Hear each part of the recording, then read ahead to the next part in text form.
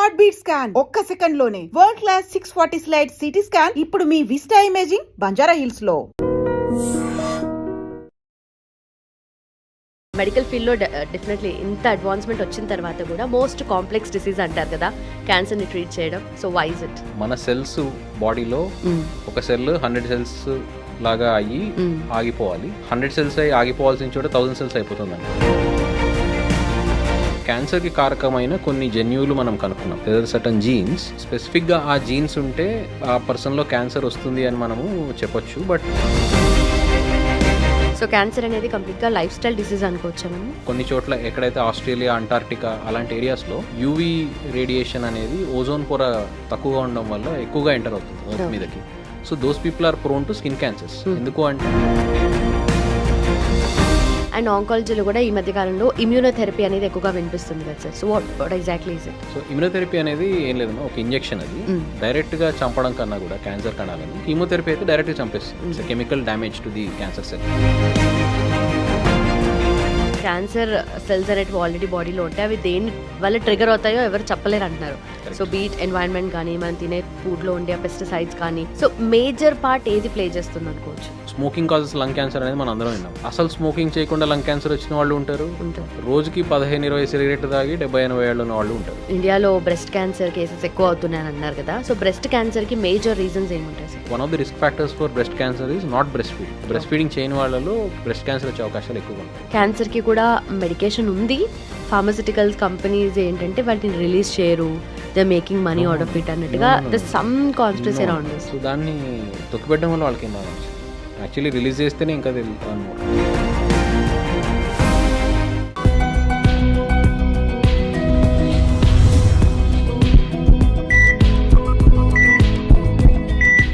ఈ రోజు మన లైఫ్ స్టైలే రేపటి మన హెల్త్ స్టోరీని రాస్తుంది. Welcome to healthy conversations with ఐ డ్రీమ్. నా పేరు లుంబిని.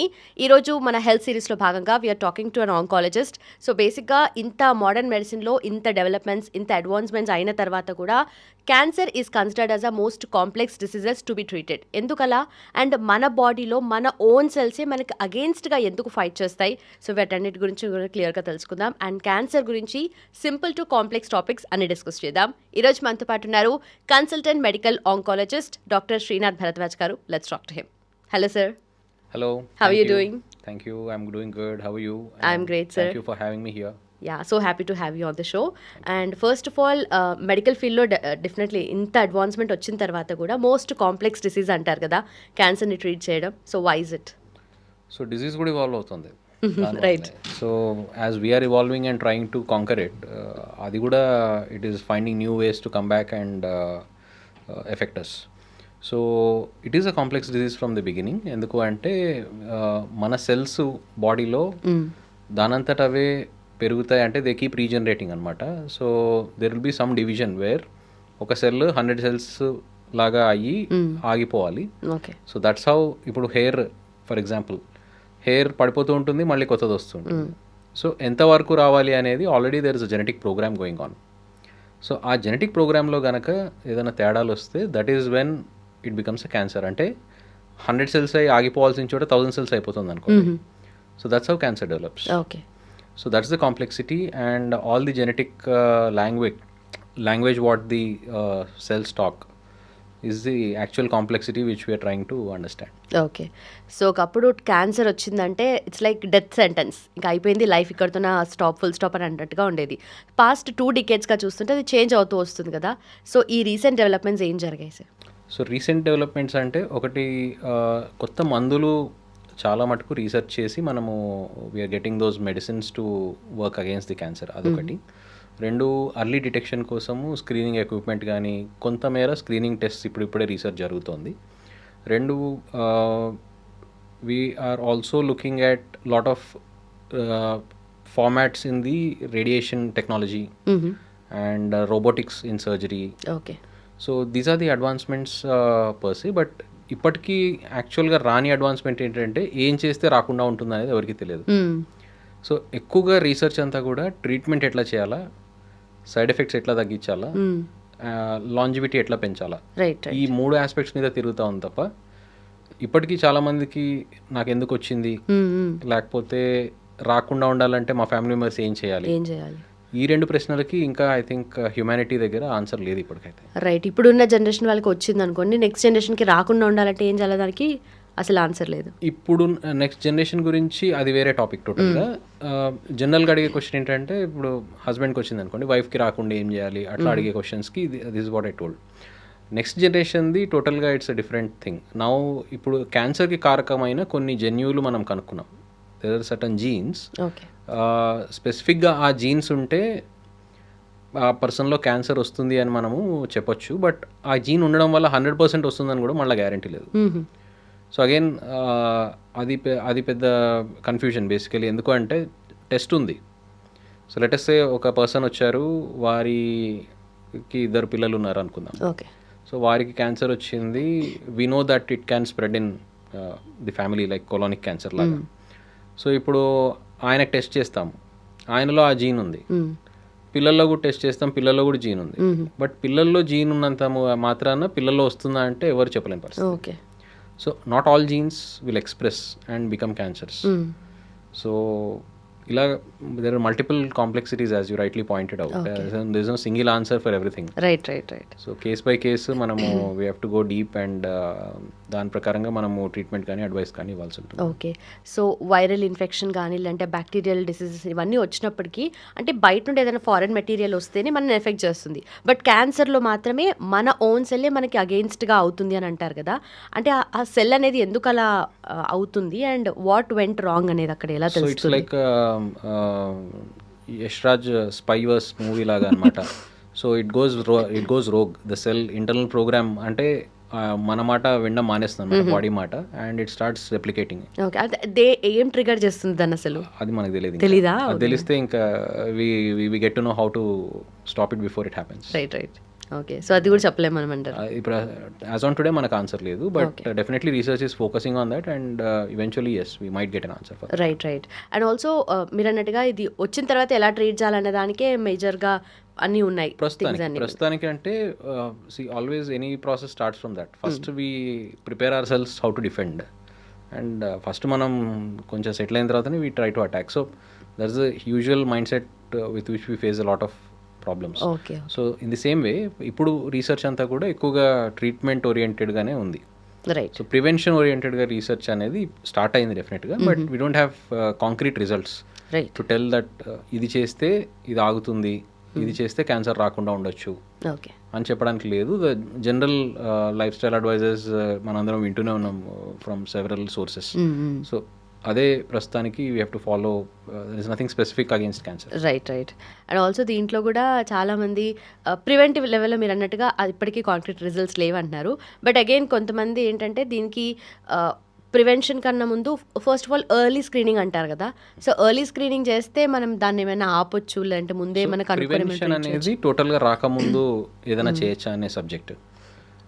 స్క్రీనింగ్ అనేది అర్లీగా డిటెక్ట్ చేయడానికి. సో స్టేజ్ 1లో ఆర్ అర్లీ స్టేజెస్లో డిటెక్ట్ చేస్తే క్యూర్ చేసే కెపాసిటీ మనకి ఎక్కువగా ఉంటుంది. Okay. So to get rid of it completely 100% పోవడానికి ఛాన్సెస్ ఎక్కువగా ఉంటాయి. స్టేజ్ అడ్వాన్స్ అయ్యే కొద్దీ అంటే ఎక్కువగా స్ప్రెడ్ అయింది. స్టేజ్ అంటే సింపుల్ పరిభాషలో క్యాన్సర్ ఎంత స్ప్రెడ్ అయింది అంటే లెటస్ సే బ్రెస్ట్లో క్యాన్సర్ ఉంది అనుకుంటే బ్రెస్ట్లో లెస్ దాన్ 2 centimeters సైజ్లో కూడా కనుక ఉందనుకోండి, సో ఫస్ట్ స్టేజ్ అంటాం. Beyond 2 or 2 to 5 second stage అంటాం. More then 5 third stage. మళ్ళీ లివర్కి, లంగ్స్కి, బోన్కి అలా పాకితే 4th స్టేజ్ అంటాం. So stages in simple terms ఎంత పాకింది అని. సో స్క్రీనింగ్ టెస్ట్ చేయడం వల్ల ఏమవుతుందంటే ఎక్కువ పాకిన తర్వాత సిమ్టమ్స్ వస్తాయి. సిమ్టమ్స్ రాకముందే నార్మల్ పీపుల్లో అర్లీ స్టేజ్లో మనం ఏదన్నా కనుగోగలమా అనేది చేసేది స్క్రీనింగ్. ప్రివెన్షన్ ఇంకా ముందు అసలు రాకముందు. కరెక్ట్. టోటలీ డిఫరెంట్ టాపిక్స్ అన్నమాట. సో స్క్రీనింగ్ అనే దానికి కూడా మనకు చాలా ట్రయల్స్ విఫలమైనాయి. సో స్క్రీనింగ్ కూడా చాలా తక్కువ వాటికి నిజంగా ఇప్పుడు బ్రెస్ట్ క్యాన్సర్కి యాన్యువల్ మ్యామోగ్రామ్, తర్వాత కొంత కొలాన్ క్యాన్సర్కి కొలోనోస్కోపీస్, అవి ఎస్పెషల్లీ పాలిప్స్ ఉంటే రెగ్యులర్గా ఫాలో చేయడము, అలా మనం తొందరగా పసిగట్టగలుగుతున్నాం కొన్నిటికి మాత్రమే.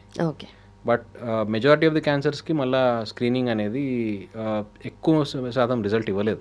But still to be careful and to not let go of those cases also we advise to get annual screening, especially beyond age 40-50 we tend to say get a good health checkup so that ఏదైనా అర్లీగా ఉంటే by mistake Correct. పట్టుబడితే కనుక మనకు cure చేసే అవకాశాలు ఎక్కువ ఉంటాయి, అంతకుమించి వేరే ఉద్దేశం లేదు. Okay okay. సో క్యాన్సర్ అనేది కంప్లీట్గా లైఫ్ స్టైల్ డిసీజ్ అనుకోవచ్చా మనము? క్యాన్సర్ అనేది లైఫ్ స్టైల్ డిజీజ్ కాదు, లైఫ్ స్టైల్ వల్ల క్యాన్సర్ ట్రిగర్ అవ్వచ్చు. ఓకే. సో మనం తినే ఫాస్ట్ ఫుడ్స్ వల్ల, తర్వాత స్ట్రెస్ వల్ల, ఈరోజు మోడర్న్ లైఫ్ స్టైల్ స్ట్రెస్ వల్ల సో క్రానిక్ ఇన్ఫ్లమేషన్ అనేది ఏర్పడుతుంది బాడీలో. సో అది క్యాన్సర్ని ట్రిగర్ చేయొచ్చు తప్ప లైఫ్ స్టైల్ డిజీజెస్ అంటే ఇప్పుడు షుగరు, బీపీ ఇటువంటివి ఎక్కువగా లైఫ్ స్టైల్ డిజీజెస్ కింద వస్తాయి తప్ప cancer per se it's a genetic disease. Okay. మన జన్యు పరంగా వచ్చే మార్పుల వల్ల, అంటే జన్యు పరంగా డిఫెక్ట్స్ ఎలా వస్తాయి అంటే ఇట్ కెన్ ఐదర్ ఇప్పుడు కొన్ని చోట్ల ఎక్కడైతే ఆస్ట్రేలియా, అంటార్క్టికా అలాంటి ఏరియాస్లో యూవీ రేడియేషన్ అనేది ఓజోన్ పొర తక్కువగా ఉండడం వల్ల ఎక్కువగా ఎంటర్ అవుతుంది ఎర్త్ మీదకి.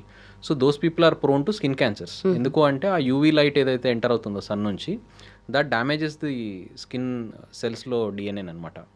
సో ఆ డిఎన్ఏ డ్యామేజ్ అనేది it can happen through any source. It can happen through a pesticide, it can happen through lot of chemicals what we're consuming. So ఎవరిలో అది డిఎన్ఏ డ్యామేజ్ అవుతుంది, whether that particular person's body can repair it or will it proceed to a cancer. So that is, అంటే చాలా simplify చేయడానికి I think this is the concept behind development of a cancer. Okay. So అట్లా కొన్నిటికి మాత్రమే మనకు ఆధారాలు ఉన్నాయి. Okay okay. So ఈ క్యాన్సర్లో కూడా ఫస్ట్ స్టేజెస్ వైజ్గా కూడా ఎక్కువ మాట్లాడుతూ ఉంటారు. మీరు అన్నట్టుగా ఎర్లీ స్టేజ్లో వస్తేనే, డిటెక్ట్ చేస్తేనే దానికి క్యూర్ కొంచెం ఈజీగా ఉంటుందని చెప్పేసి.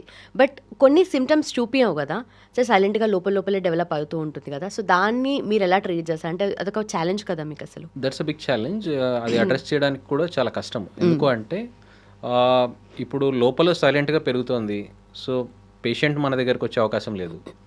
పోనీ మనం స్క్రీనింగ్ అడ్వైస్ చేసాం, లెటస్సే ఒక పేషెంట్కి మీరు ఎవ్రీ ఇయర్ మేలో మీరు స్క్రీనింగ్ అన్ని టెస్టులు చేయించుకోండి, అల్ట్రాసౌండ్, అబ్డామెన్, చెస్ట్ ఎక్స్రే, లేకపోతే ఏదైనా కూడా సింపుల్ టెస్ట్ మీరు చేయించుకోండి అని చెప్పొచ్చు. బట్ అలా అని నెక్స్ట్ మే దాకా ఏది రాకుండా ఉంటుందా మనకు తెలియదు. రైట్. సో ఎంతమంది పీపుల్ని ఎన్ని నెలల పాటు మనం స్క్రీనింగ్ చేయగలం? So that is not possible. So practically we have to find a better technology. Like let's say that's what people are looking into. అంటే మన జన్యులో చేంజెస్, ద జీన్ చేంజెస్ ఏదైనా మనం పట్టుకోగలం అర్లీగా, so that a simple blood test can tell us that slowly the cancer is about to start. Exactly. Okay, so that is where the research is going on, and maybe we have to find something like that rather than ఏదో ఎక్స్రేనో ultrasound మీరు నెలలా చేయించుకోండి. అది that is not practically implementable also. ఇంత పెద్ద కంట్రీలో మీరు 1.4 బిలియన్కి every year చేయాలన్న కష్టం, ఎవ్రీ మంత్ చేయాలంటే ఇంకా అసలు ఇంపాసిబుల్. సో ఇది మీరు అన్నట్టుగా లిక్విడ్ బయాప్సీ అనేది అంటారు, అంటే బ్లడ్ టెస్ట్ ద్వారా. లిక్విడ్ బయాప్సీ టోటల్గా it's different thing again. Liquid biopsy అనేది ఇప్పుడు సాలిడ్ బయాప్సీ అంటే ఏంటి, బ్రెస్ట్లో లంప్ ఉంది, మనం నీడిల్తో టెస్ట్ చేస్తాం. సేమ్ వే ట్యూమర్ కొన్ని కణాలు బ్లడ్లోకి రిలీజ్ చేస్తూ ఉంటుంది. So liquid biopsy catches those cells. Okay. So దానికి ట్యూమర్ ఉండాలి.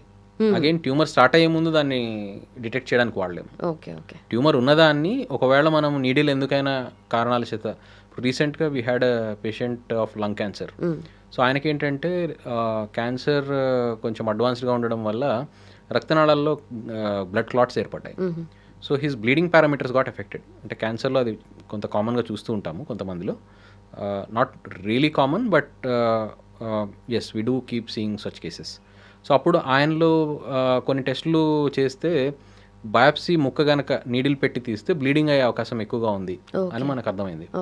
సో అటువంటి వాళ్ళలో ఈ లిక్విడ్ బయాప్సీ వాడి ఎక్కువగా ట్యూమర్ని పోక్ చేయకుండా మనం ఏమైనా డయాగ్నోసిస్కి రావచ్చు తప్ప, liquid biopsy for now screening tool కింద వాడే పరిస్థితి ఈ రోజుకైతే లేదు.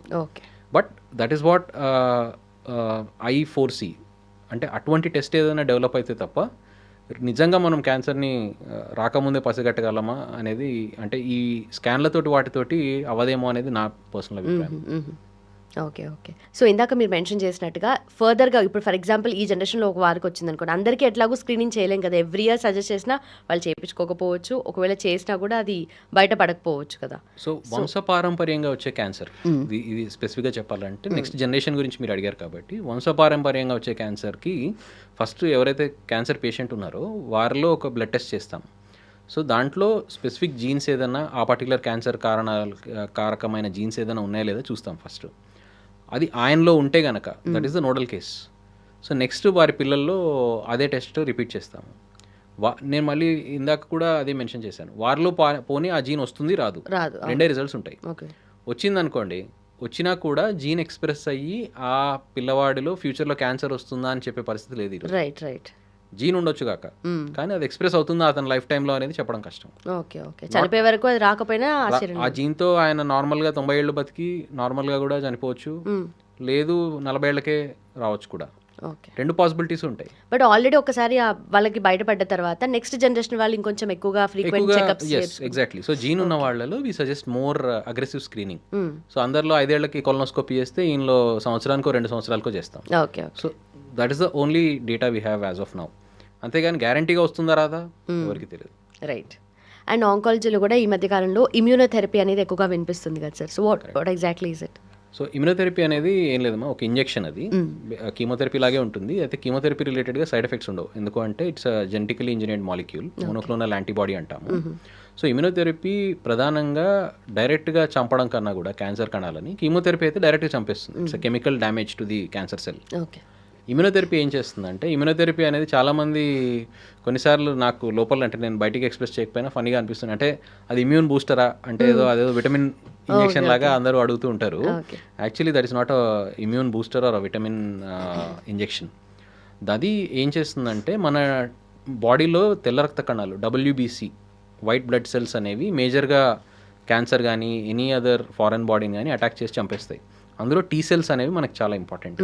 సో సైటోటాక్సిక్ T సెల్స్ అంటారు. అవి యాక్చువల్గా క్యాన్సర్ని చంపాలి. కానీ క్యాన్సర్ దగ్గర ఒక మాస్క్ ఉంటుంది which makes the T cells of our body believe that I'm also a part of the body. నేను ఒక ఫారినర్ కాదు, don't attack me, I'm also a part of the body అని మ్యానిపులేట్ చేస్తుంది T సెల్ని. So what essentially this immunotherapy does is ఆ ముసుగుని తీసేస్తుంది cancer మీద. So it actually allows our immunity to attack the cancer. అంతే కదా, మనలో ఇమ్యూనిటీ ఉంటే అసలు ఫస్ట్ క్వశ్చన్ యాక్చువల్లీ ఇది ఎట్లా డిస్కవరీ అంటే ఇదే, మనలో ఇమ్యూనిటీ ఉంటే ఎందుకు క్యాన్సర్ సెల్స్ పెరుగుతున్నాయి, మన ఇమ్యూనిటీ ఎందుకు చంపట్లేదు వాటిని, బ్యాక్టీరియల్ ఇన్ఫెక్షన్స్ని వైరసెస్ని చంపినట్టు. సో విచ్ మీన్స్ అసలు ఇమ్యూనిటీ, మన ఇమ్యూనిటీ క్యాన్సర్ని ఒక పరాయిది ఆర్ ఫారెన్ ఆబ్జెక్ట్ ఆర్ అది అసలు అలా అక్కడ ఉండకూడదు అని డిటెక్ట్ చేయట్లా. So that was the discovery. Actually, the person who discovered immunotherapy got a Nobel Prize in medicine for discovering that ఈ ఇమ్యూన్ సర్విలెన్స్ని ఇవేట్ చేస్తుంది cancer. So they could luckily find out ఎలా చేస్తుంది అనే మెకానిజం కనుక్కొని దానికి వ్యతిరేకంగా immunotherapy అనే మందుని కనిపెట్టడం వల్ల వారికి నోబెల్ ప్రైజ్ వచ్చింది 2018లో. And now we're in lot of cases combining immunotherapy with chemotherapy. ఎందుకు అంటే ఇట్స్ అ విన్ సిచ్యువేషన్ రెండు కలిపినప్పుడు. కీమోథెరపీ ఏమో ఉన్న క్యాన్సర్ని చంపేస్తుంది, మళ్ళీ రికరెన్స్ రాకుండా మన న్యాచురల్ ఇమ్యూనిటీని ఇమ్యూనోథెరపీ యాక్టివేట్ చేస్తుంది. So that any recurrence, any new cancer cell in the body, the immune cell will first go there and kill it even before giving chemotherapy. So రెండు కలిపి ఇవ్వడం అనేది ఇప్పుడు సర్వసాధారణంగా జరుగుతున్న విషయం, ఎస్పెషల్లీ అడ్వాన్స్డ్ స్టేజ్ క్యాన్సర్స్లో. ముందు ముందు స్లోగా స్టేజ్ 1 నుంచి కూడా ఇమ్యూనోథెరపీ ఇచ్చే పరిస్థితి స్లోగా వస్తుంది ఇప్పుడు. ఓకే. సో ఈ క్యాన్సర్ సెల్స్ కూడా కొంతమందిలో అగ్రెసివ్గా మల్టిప్లై అవుతాయి, ఇంకొంతమందిలో స్లోగా డెవలప్ అవుతాయి అంటారు కదా. సో అంటే ఆ బిహేవియర్ ఆఫ్ క్యాన్సర్ సెల్ ఎట్లా డిటర్మైన్ చేస్తారు మీరు? అగైన్ క్లినికల్గా అబ్జర్వ్ చేయడం తప్ప వేరే ప్రత్యేకమైన పారామీటర్స్ కానీ ఏవి లేవు బయాలజికల్గా అగ్రెసివ్ అని చెప్పడానికి. కొన్ని ప్రత్యేకమైన టర్మినాలజీ ఉంటుంది పెథాలజీలో, లైక్ సిగ్నెటరింగ్ సెల్స్ అని, అట్లా ప్రత్యేకమైన టర్మినాలజీ కొన్నిటికి మాత్రమే ఉంది where it shows already known అగ్రెసివ్గా ఇది బిహేవ్ చేస్తుంది అని చెప్పడానికి. బట్ కొన్నిట్లో ఏంటంటే ఒకటే క్యాన్సర్ ఉంటుంది, బ్రెస్ట్ క్యాన్సర్ అంటాము, కొంతమందిలో ఏమో స్లోగా వెళ్తుంది, కొంతమందిలో ఫాస్ట్గా వెళ్తుంది. So again every tumour is different. So coming to that, now what we're specialising in is called precision oncology. So ఇప్పుడు ఏంటంటే ఇంతకుముందు ఏంటంటే అన్ని క్యాన్సర్ వచ్చే లంగ్ దాంట్లో వెరైటీ ఏంటి, అడెనోకార్సినోమా, ట్రీట్మెంట్ అందరికీ ఒకటే. సో ఇప్పుడు అలా కాదు.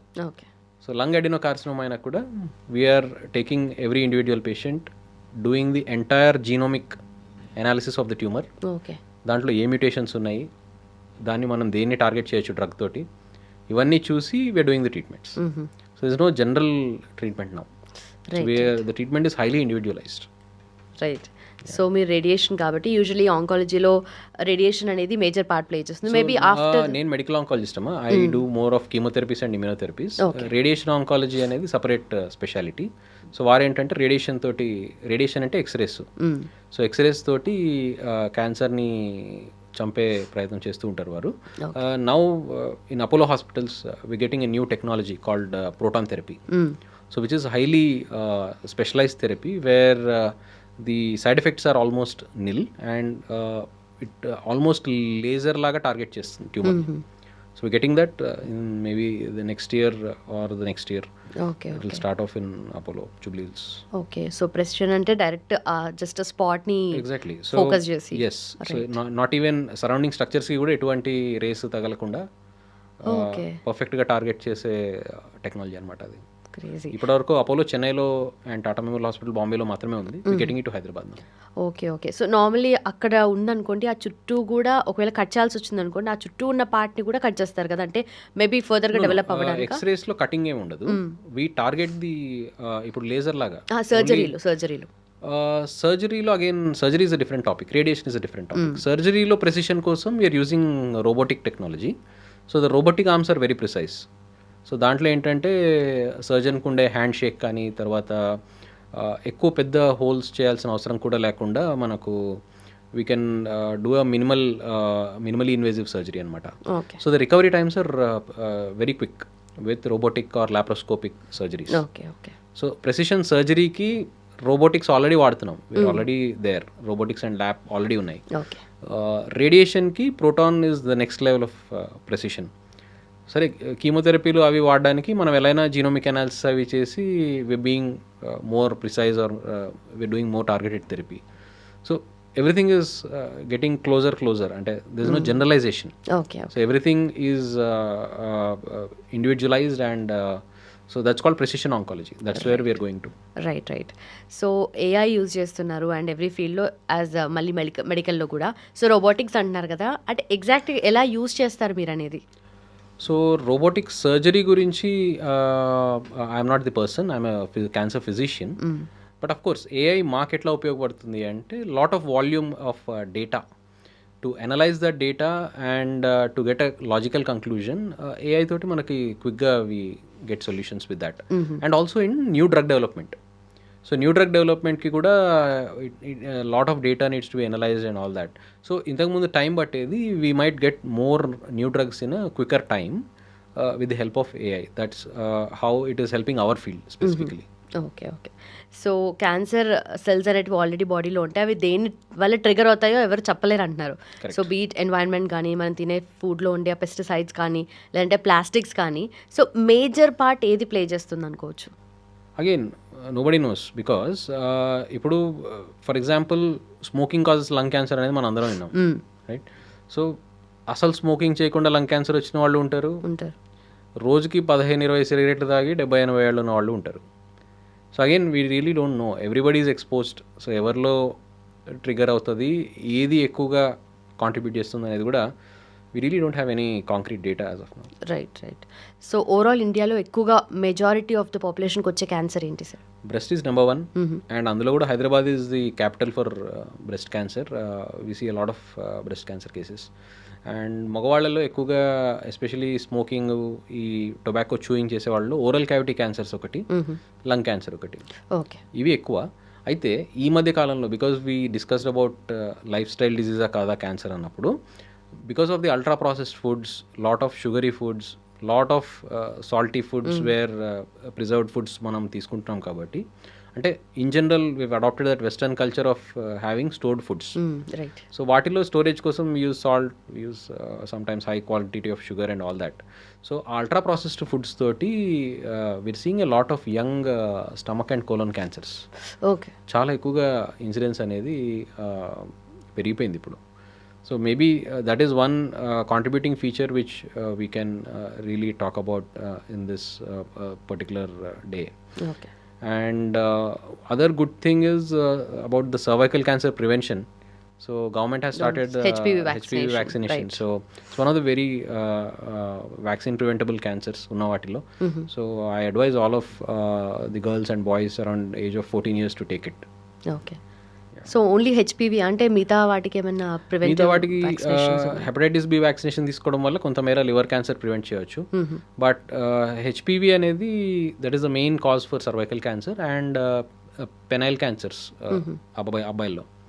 సో మ్యారేజ్ ఏజ్కి రాకముందే teen girls and boys everybody HPV vaccination అనేది it's mandatory, it's a part of the vaccination schedule. And also ఇప్పుడు గవర్నమెంట్ ఫ్రీగా ఇస్తుంది. మరి I hope it continues every year. Right.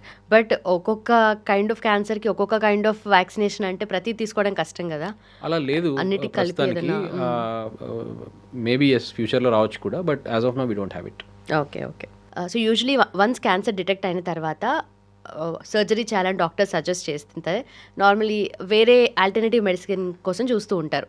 అంటే ఎంతవరకు ఇది హ్యాండ్ ఇన్ హ్యాండ్ వెళ్ళొచ్చు అని మీరేమైనా సజెస్ట్ చేస్తారా, లేదంటే integration of both kind of medicine ఏమన్నా వచ్చే ఛాన్సెస్ ఉంటాయంటే? అగైన్ సో ఆల్టర్నేటివ్ మెడిసిన్స్లో మనకు ఆయుర్వేదం ఉంది, హోమియోపతి ఉంది, యునాని ఉంది.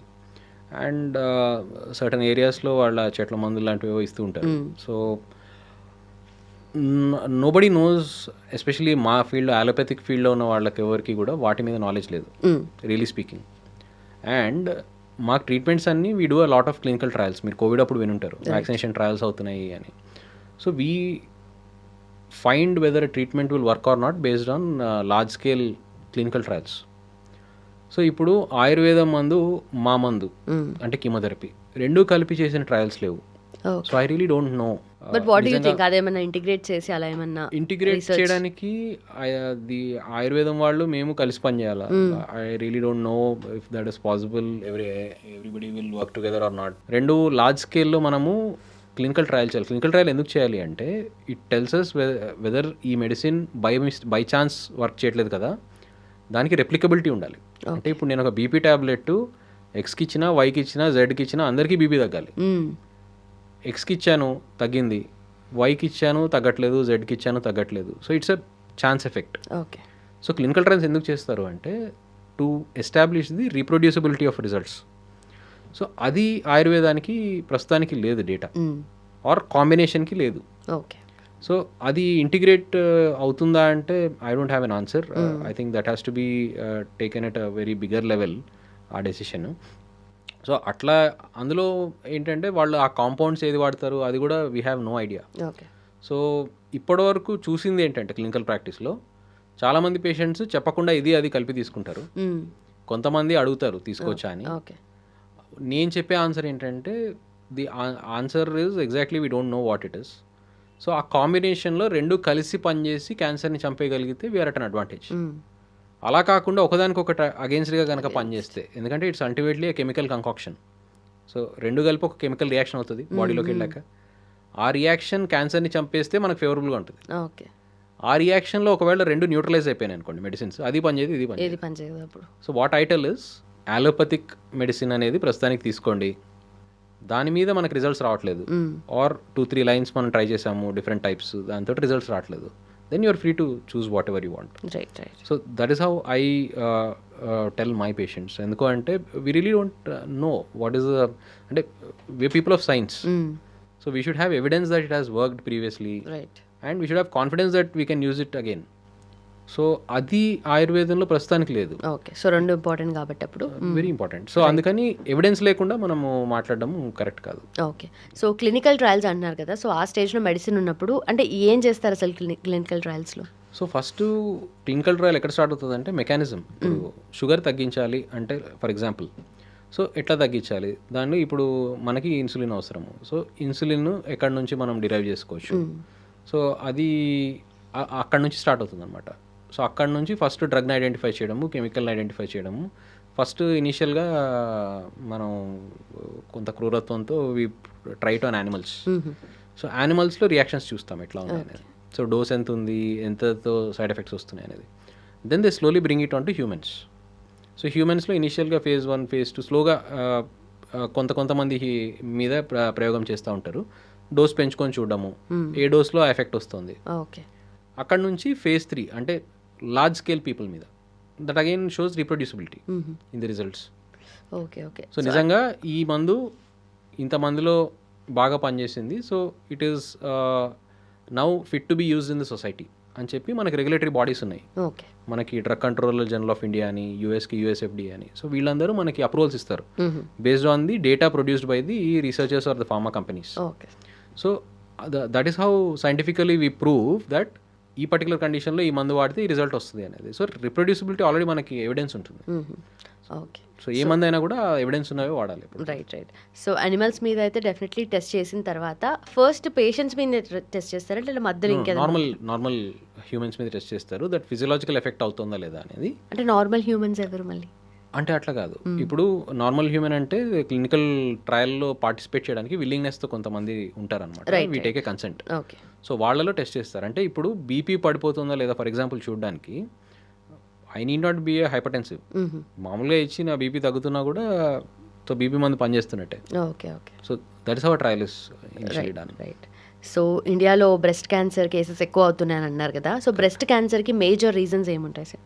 బ్రెస్ట్ క్యాన్సర్ అగైన్ చాలామందికి ఒబేసిటీకి రిలేషన్ చెప్తున్నారు ఇప్పుడు. The evidence says that lot of same thing again ultra process foods, obesity, so that is being the cause అని చెప్తున్నారు. Apart from that I really don't see other reasons.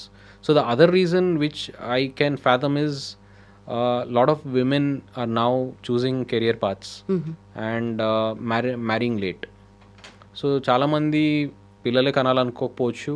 And one of the risk factors for breast cancer is not breast feeding. So breast feeding చేయని వాళ్ళలో breast cancer వచ్చే అవకాశాలు ఎక్కువగా ఉంటాయి. Okay. Why is it? I'm not sure of the thing, but that's a observation basically. Okay.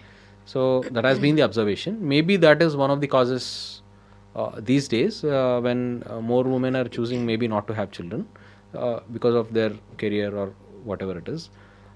We really don't know why the incidence is high. The incidence has been high. As I told, breast cancer is the number one detected cancer in the country and the city. Okay. Okay. And also sir, so cancer గురించి అంటే ఏ ఫీల్డ్లో అయినా dark side ఉంటుంది. So ఆంకాలజీలో dark side అంటే మీరు ఏదైనా మీ అబ్జర్వేషన్లో, మీ ఎక్స్పీరియన్స్లో what have you noticed? I don't say dark side, but before I've joined oncology, so many doctors, including my parents, warned me that cancer is such a disease where despite the best effort, results rakapochu. So you have to live with the disappointment. Maybe ఒక cardiologist లాగా stent వేసి patient చక్కగా అయిపోతూ అంత gratifying results ఉండవేమో అని భయపెట్టారు. Cure అయిపోయింది, వాళ్ళు set అయిపోయారని అనుకోలేదు. కరెక్ట్. సో సెట్ అయిపోయారు అనుకోరేమో. అంటే despite all the effort patients ఇంకా సఫర్ అవుతుంటే maybe you will feel down. ఇదేంటిది అంటే we doing everything but still some times cancer is not getting cured అని. But that's the challenge. So that's the అంటే అది డార్క్గా తీసుకుంటే డార్క్, లేదు ఛాలెంజ్గా తీసుకుంటే you won't feel so bad about it and you will not think that way. Okay. Even those people need care, so you're there to take care of them. So that's how I see it. I mean dark side అంటే usually క్యాన్సర్కి కూడా medication ఉంది. Pharmaceuticals companies ఏంటంటే వాటిని release చేయరు, they making money out of it అన్నట్టుగా the some conspiracy around this. Absolutely no. అంటే see they'll make more money if they release it. You have to understand that they make more money by releasing it. Hold చేస్తే ఎవరికి వస్తుంది లాభం? నాకు తెలిసి అయితే మరి I don't understand that. Okay. Because people need lot of new drugs which maybe it can cure much more than the existing drugs. So దాన్ని తొక్కిపెట్టడం వల్ల వాళ్ళకి ఏం రాదు. యాక్చువల్లీ రిలీజ్ చేస్తేనే ఇంకా they earn more. Even but అయిపోతుంది కదా, క్యూర్ అయిపోతుంది ఇంకా, దాని తర్వాత you will have more number of patients కదా. So that can be applied to maybe research ఎందుకు ఎక్కువ ట్రీట్మెంట్ మీద ఉంది and not on prevention. So why people are focusing on treatment and not on prevention? Yes, maybe answers దొరకట్లేదు అనుకోవచ్చు. Maybe మీరు చెప్పిన conspiracy theory ఆ పక్క అప్లై చేయొచ్చు తప్ప ఈ పక్క డ్రగ్ విత్హోల్డ్ చేయడం వల్ల ఏ ఫార్మా కంపెనీకి ఏం లాభం లేదు. Right. They make more profits if they get a good drug and sell it. Okay. So మీ ఎక్స్పీరియన్స్లో మీరు విన్న మేజర్ మిత్స్ అబౌట్ క్యాన్సర్ ఏంటి సార్? లాట్ ఆఫ్ మిత్స్ ఉన్నాయి. వన్ ఇస్ కట్ చేస్తే క్యాన్సర్ పెరుగుతుందని. So that's they're all not so true. Okay. So I thought it was అంటే పాతకాలంలో మిత్ అని. ఎందుకు అంటే పాతకాలంలో ఇంతకుముందు ఓన్లీ సర్జరీ చేసి వదిలేసేవాళ్ళు. ఈ కీమోథెరపీలు, రేడియోథెరపీలు అంతగా పాపులర్ కాదు అప్పుడు. సో రికరెన్స్ వచ్చినప్పుడు మేబీ అది సర్జరీ చేయించడం వల్ల ట్రిగర్ అయిందేమో, సర్జరీ చేయకపోతే అది ట్రిగర్ అయ్యేది కాదేమో అనుకునేవారేమో అని అనిపించింది నాకు. Right. That's the logic behind that myth అని అనిపించింది. సో అది ఇప్పటికి లేదంటారా? లేదు. రెండోది the biggest myth is the sugar myth. Sugar తింటే క్యాన్సర్ సెల్స్ పెరిగిపోతాయి. So again I keep telling all my patients that you know క్యాన్సర్ని మనం కీమోథెరపీ ఇచ్చి చంపేస్తున్నాము. Your body need sugar. Okay. మీరు షుగర్ తీసుకోకపోతే body will convert whatever is available, first fat, తర్వాత muscles అన్నీ కూడా గ్లూకోజ్ కింద కన్వర్ట్ చేసుకొని తినేస్తుంది బాడీ. సో అప్పుడు యూల్ దో క్యాన్సర్ తగ్గినా కూడా మీరంతా వెయిట్ లాస్ అయిపోయి ఇమాషియేట్ అయిపోయి చాలా బక్క చిక్కిపోయి అలా ఉంటారు, వీక్ అయిపోతారు. సో డోంట్ అసలు షుగర్ తీసుకోవద్దని చెప్పట్లేదు, మితంగా తినండి. ఎంత క్యాలరీస్ మేర మనకు డయట్లో ప్రిస్క్రైబ్ చేస్తామో అంత మేర తినండి. And avoid high glycemic index foods like అది that is a general rule for every one. So overweight కాకూడదన్న, so all the whites you have to avoid white sugar and direct white rice. So all of those you have to avoid. That is a rule for every one, not only cancer patients. And on the contrary, cancer patients also need normal diet like millets gaani, quinoa gaani. They all need glucose because body needs glucose. Ante body transacts energy through glucose. It doesn't process fats and proteins, especially the brain. It definitely needs glucose. So క్యాన్సర్కి ఇవ్వం కదా అని చెప్పి ఇప్పుడు మీకు ఇష్టం లేని వాళ్ళు ఇంటికి వచ్చారు, వాళ్ళకి పెట్టక మీరు తినక అలా ఉంటుంది అనమాట. So cancer should be taken care of in a different way. Okay. Not by holding glucose. Saying that, there are studies which have shown that chemo తీసుకుంటూ intermittent fasting చేస్తే the cancer cell death rate is a bit more okay, compared to having a 3-course meal or a 3-meal day. So అట్లా కొన్ని studies ఉన్నాయి. So yes, restrict glucose but don't avoid it completely. Restrict white glucose or all the white sugars which are high glycemic index. Have less glycemic index sugars and have whatever your calorie requirement is. You can't starve your body, and starving will not do anything to the cancer, rather it will weaken the person. Okay. So once వాళ్ళు surgery అయిపోయిన తర్వాత లేదంటే chemotherapy అయిపోయిన తర్వాత వాళ్ళకంటూ ఒక diet plan కావాలి కదా, సో అది కూడా మీరు సజెస్ట్ చేస్తూ ఉంటారా? డెఫినెట్గా. ఓకే. సో యూజువలీ వాళ్ళ డైట్ ప్లాన్లు ఏముంటాయి sir? Right now, I suggest more of proteins again, less carbs, low glycemic index carbs, more of proteins and nuts. So all the antioxidant, anti-inflammatory diet laga ఎక్కువగా ఉంటుంది. I suggest going against non-vegetarian in most of the cases, except especially red meat అవి avoid చేయమని చెప్తాము. Because body takes a lot of effort to digest non-veg. Veg అనేది ఈజీగా digest అవుతుంది, calories ఈజీగా వస్తాయి. So now we don't want them to get tired digesting what they are having. So we suggest simple foods, simple vegetarian based and somewhat complementing it with some protein. At least 1 gram per kg of protein ఉండేలాగా we plan the diet. Okay. So chemotherapy వల్ల ఏదైతే cancer cells destroy అయిపోతాయో, death ఉంటుందో వాటికి, but before that కూడా వాటి నుండి వచ్చే నెగిటివ్ ఎఫెక్ట్స్ ఎక్కువ ఉంటాయని అంటారు కదా, సో ఆ నెగిటివ్ ఎఫెక్ట్స్ని కూడా డీల్ చేసేలాగా ఉండాలి కదా body. Exactly. So that's why we are preparing them for proteins diet అంతా. క్యాన్సర్ సెల్స్ చనిపోవడం వల్ల నెగిటివ్ ఎఫెక్ట్స్ ఏమి ఉండవు. క్యాన్సర్స్ యాక్చువల్లీ కీమోతో సైడ్ ఎఫెక్ట్స్ ఉంటాయి తప్ప. కీమోతో సైడ్ ఎఫెక్ట్స్ ఏముంటాయి సార్? కీమోతో సైడ్ ఎఫెక్ట్స్ మేజర్గా వామిటింగ్ సెన్సేషన్, తర్వాత ఫుడ్ తినాలనిపించకపోవడము, తిన్న టేస్ట్ సరిగా అనిపించకపోవడము, అదే టేస్ట్ మొత్తం పోవడము, హెయిర్ లాస్ అండ్ కాన్స్టిపేషన్ కానీ, డయేరియా కానీ, జనరలైజ్ వీక్నెస్, ఇమ్యూనోసప్రెషన్ అంటే మన రోగనిరోధక శక్తి తగ్గి తొందరగా ఇన్ఫెక్షన్స్ వచ్చే అవకాశం. But all are reversible. Chemo తీసుకున్నంతసేపు ఉంటాయి, once we stop the treatment అంతా. బట్ దాని ఎఫెక్ట్స్ అంటే కొన్ని డేస్ వరకు కొన్ని మంత్స్ వరకు ఉండదు అంతేనా? Depends on person to person. కొంతమందికి స్విచ్ ఆఫ్ చేసినట్టు ఇమీడియట్గా దే బికమ్ నార్మల్, కొంతమందికి ఒక 1-2 months పట్టచ్చు రికవర్ అవడానికి. So again person to person. Okay. So ఎవరిలో ఆల్రెడీ క్యాన్సర్ సెల్స్ ఉన్నాయో, ఎప్పుడు ట్రిగర్ అవుతాయో తెలియని పరిస్థితి కాబట్టి, సో ఎవరికైనా సరే మీరు సజెస్ట్ చేసే what are those top things లైఫ్ స్టైల్లో కానీ, ఫుడ్లో కానీ? Lifestyle and food, as we discussed, low glycemic index and exercise. So మనము హౌ హెల్దీ వీఆర్ అనేది 2 things డిసైడ్ చేస్తాయి, diet we have and the physical activity. So physical activity is extremely important and the muscle mass is extremely important. to control your sugar, all that.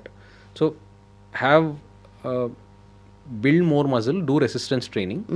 అంటే cardio ఎంత important, resistance training మజిల్స్కి కూడా అంతే important. Okay. So muscle health will determine the overall health now. So sugar control అవ్వాలన్నా చాలామందికి insulin ఇచ్చిన sugar control కాదు. So it's all dependent on their muscle mass. Right. So insulin ఇస్తే అది muscles బాగా ఉన్న వాళ్ళకి ఇమీడియట్ యాక్షన్ అనేది బాగుంటుంది actually. So our muscle mass is very important. రెండు, ద గట్ బ్యాక్టీరియా. సో మనకి పెరుగు లాంటి ఫుడ్స్ తీసుకున్నాం అనుకోండి, so it will have a healthy effect on the gut bacteria. Okay. So అదే again refined sugars again they affect the gut bacteria in a different way. So good protein, good fibre, good exercise and కొన్ని fermented foods like curd every day. I think that balanced cocktail is what keeps us going, is what I advise people. Right, sir. Thank you so much, and we got a better understanding about oncology and how to be treated. Thank you so much, sir. Thank you. And for more videos, Please subscribe to iDream. Please subscribe to iDream. Please subscribe iDream. And please subscribe to iDream. For more videos, subscribe to iDream. please like, share and subscribe to the channel. Congratulations, iDream. Subscribe to iDream. Subscribe to iDream. So subscribe to iDream Media.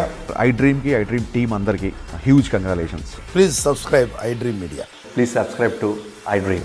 Subscribe iDream. Please subscribe to iDream. iDream అంటే నా కళల ఛానల్ను subscribe చేసుకున్న నోరు తిరుగుతలేదు, మీరైతే గంట గుర్తు కొట్టండి. For more such videos, please subscribe to iDream. Subscribe to iDream. Please subscribe to iDream. Please subscribe iDream Media. Please do subscribe to iDream. Please subscribe to iDream Media. For best entertainment and information, please subscribe iDream. And don't forget to subscribe to iDream.